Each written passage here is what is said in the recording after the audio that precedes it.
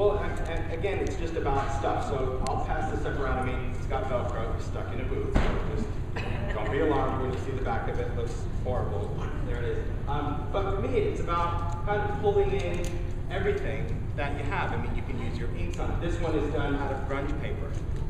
You know, grunge paper is one of those surfaces that I love because it is paper, but it's flexible and pliable, and you can cut it and sew through it and emboss it with embossing folders and all of those things.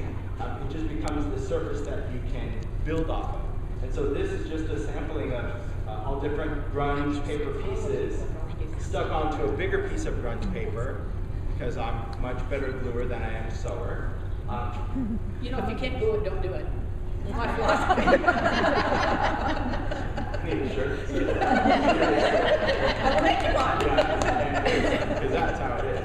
I can stitch little X's and things like that. But I can see that you did that. You did a very good job. yes, I like the sewing machine, but I'm aggressive on the pedal. That's my I like sewing on paper, but usually I'm just a little too aggressive. So this just shows you just kind of a sampling of how to put together all those embellishments, even in a collage way. You don't have to be that extreme. I mean, you can do it for like little artist trading cards if you wanted to, or just use a couple embellishments on greeting cards. But it's about kind of looking at product in a different way and what inspires you. That's what it is. I mean, I think we're all inspired by all different things. What inspires you, really? Well, glitter inspires me. You know I love glitter. When somebody asks me what's your favorite color, it's glitter. Yeah. So it is. I don't know what it is about glitter, but I just do it. It inspires you. It does inspire me. But you know, junk inspires me. I mean, there's just like stuff. Yeah, I think that's everyday life inspires me. Yeah, and it could be junk. It could be. Well, you know, just going outside and looking around sometimes. You know, when you just go in. I got to tell you, this winter we found some. I don't know if you've ever seen them before. They are acorns, and they're this big, and they look like a bird's nest. Well, when I found where the tree was, there was one tree in our parking lot at the office. So every day I had to go and see how many more fell. But then somebody showed me a tree they found at the park, so then I had to go find the park because they were literally this big. So, you know, it's like, okay, you see something like that, and it's like, wow. Immediately it was a bird's nest. How many do you have? A whole bunch. And I brought them home. I was a very good girl. I baked them in the oven so that if there was any little friends, I didn't need them visiting at the house. So I baked them all in the oven, and now they're just waiting for me to make like 10,000 bird nests. So I'll send you like 5,000 birds nests. I'll take that. I think that, because I live up in Prescott, so we've got Micheal up there. I found myself a lot of times just roaming the aisles. I think that's the other thing for inspiration, whether it's going to, obviously, Michael's, or just junking in general. You know, go around and look for things that entice you, whether it's, like for me, an antique store. I mean, I love to go to an antique store as well. I can't afford half the stuff that's in there, but I can look at it and say, well, that's kind of the look that I want to get. And there's going to be products here that you can obviously create a look like. Absolutely. Well, because now, you know, in Texas, we have Canton Trade Days, which is like this huge, which you have to come and go with us. And it's, if you know about it, you know, it's this huge, big, just junk place. And so you just, you know, you go out there and bring home mannequin arms and, you know, things like that. And it's just like, I mean, then you can collage on that. Well, you can, well, they're actually, you can, yeah. Well, they're the railings on my stairway going upstairs. Or legs.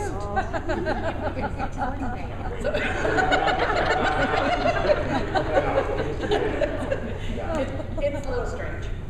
It's a little strange, but it's okay. I like the chairs. How many chairs? Okay, so I just have little red plastic chairs that I just, you know, whatever. And then I have a sign on it that says chair, C-H-A-I-R-E-E-E-E-E-E, tree. And so I have that sign, you know, nailed to the tree and all the chairs hanging in it. So it's my cherry tree. So when anybody asks me where I live, I said I live where the cherry tree is. I'm like, these Saturdays, people will be stopping and they're like getting in the car and it's like, what's going on? I have to see this. It's on Google Earth. It's one of the things that they have to come and take a picture of for Google Earth, which is crazy. It's crazy. Some other stuff, because I know we've got challenge kits as well. We do. But this is another thing, like I like to share, like fragments, right? So, does you have a package out here? Just Doesn't have one. All right, here we go. Yeah. So something like this, right? So you see this in a package, and you're like, all right, I've got this. What am I gonna do with it? It's just a bunch of plastic pieces. Well, this is what you can create. This is one of many things you can create. This is simply gluing it onto paper, things out of magazines, photos that you have, any flat embellishment, and you could put it on a mirror, you could put it on a frame. Yeah. This is just one. Yes. This is in the book. Yeah, really, it says in the book. Yeah. Because book.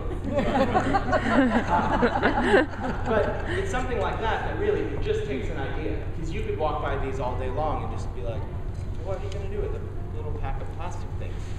This is one of the things that you can do. So any of those things you have around, and let's face it, we all have paper scraps of some sort, whether it's from a vintage book or even fabric scraps. If you're a quilter, you can glue these onto fabric and make incredible charms. And this is what I love about the charm pack is these already have holes in them. So you can hang them off of things, you can flip them upside down and actually hang charms from them and create jewelry and your necklace, all sorts of things. And that's just really one kind of simple idea when it comes to the fragments. So.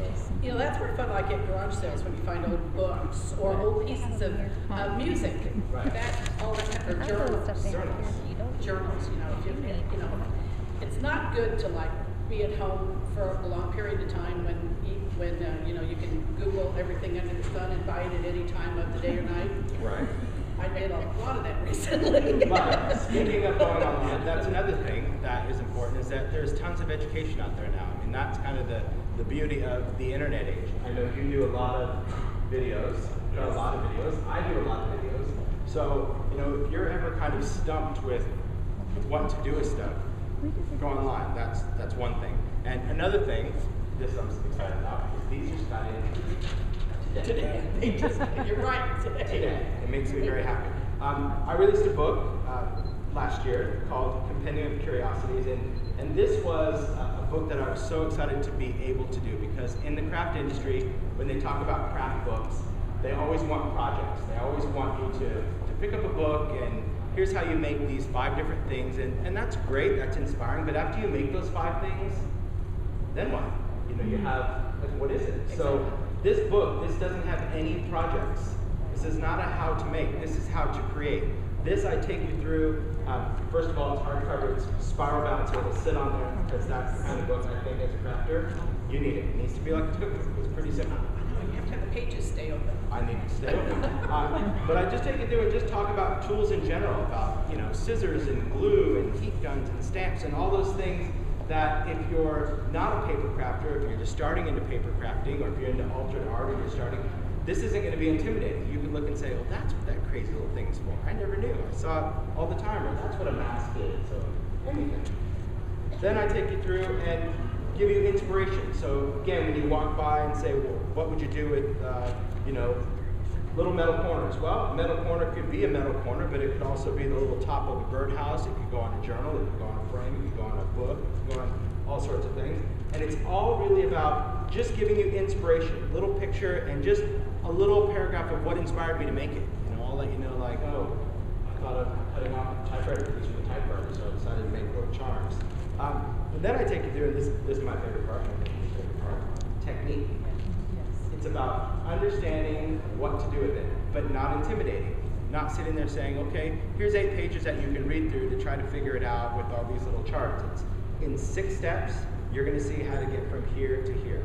How to use an ink pad, how to use pearls, for example, how to use crackle paint, how to use all the different things in 6 steps. And it's a great reference because for me as a crafter, and I don't want to speak for you, so I want you to interject as well.